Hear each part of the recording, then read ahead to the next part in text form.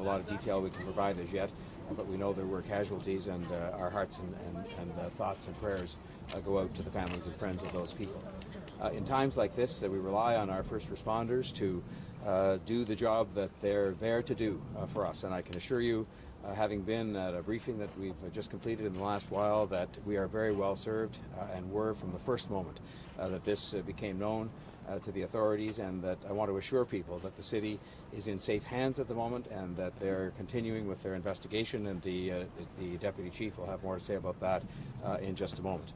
I also want to say that this is a time when this community should come together. These are not the kinds of things that we expect to happen in this city. We hope they don't happen anywhere in the world, but we especially don't expect them to happen in Toronto. But things are as they are, and beyond supporting our first responders as they continue to do their work, and you'll hear more about the task that lies in front of them investigating this terrible tragedy.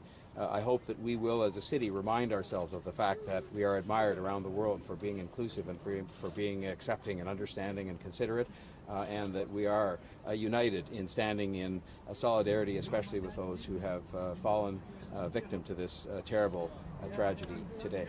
Now, I have some very practical matters, and I just want to look at my notes to make sure that I don't forget any of these, but I want to convey a number of things to the people of the City of Toronto, especially people in this area. First of all, we're asking people who live here or who work here, please do not come to this area if you're not already here. The police and the other first responders have a lot of work to do on a very complicated investigation, and it just helps with the task they have in front of them if people are not in this area.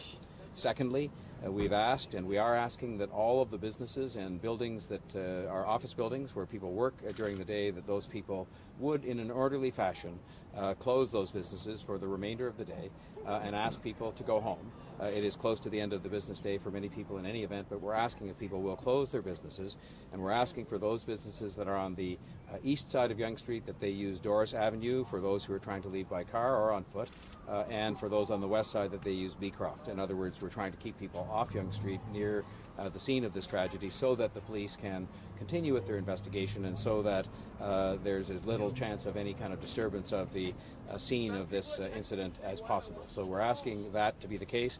I have already asked that the city government building at Mel Lastman Square be closed for the day, and I think again it was close to the closing time, and so again I'm hoping those people are leaving that building in an orderly fashion.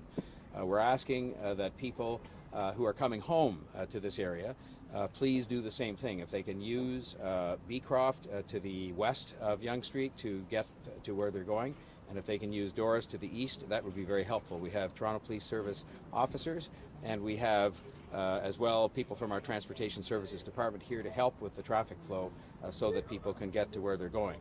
But obviously people do have to come home, but again, if they don't have to come home for any reason, then again it's going to be easier if they don't come tonight, or if they come at a later hour, so that not everybody is coming here at one time.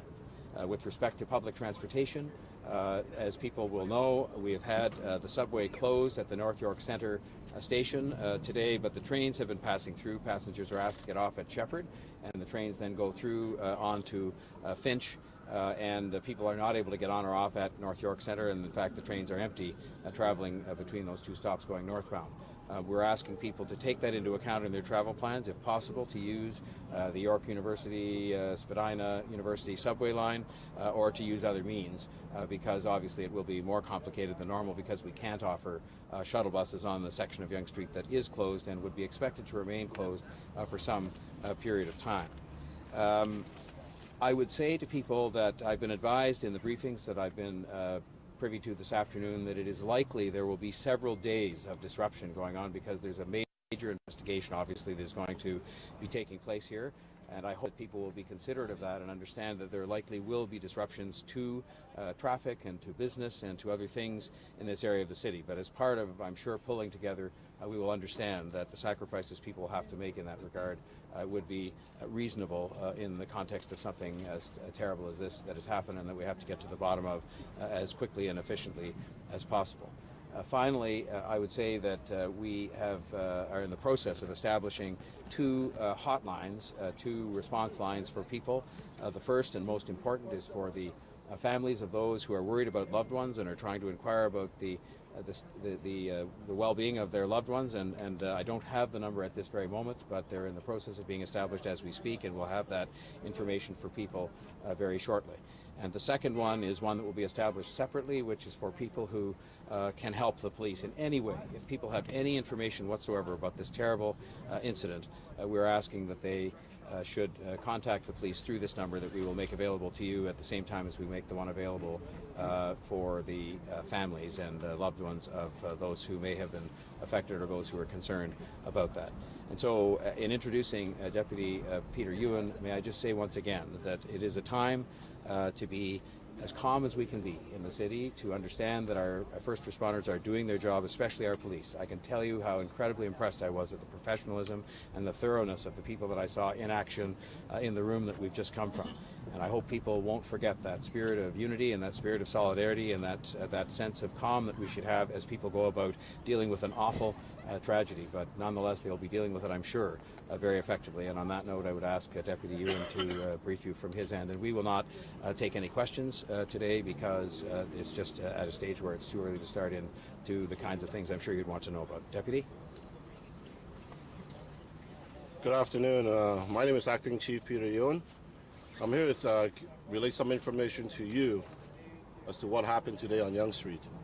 Approximately 1:30 this afternoon, Toronto Police received a number of calls from citizens indicating a vehicle was driving on Yonge Street and striking a number of pedestrians between Finch Avenue and Shepherd Avenue.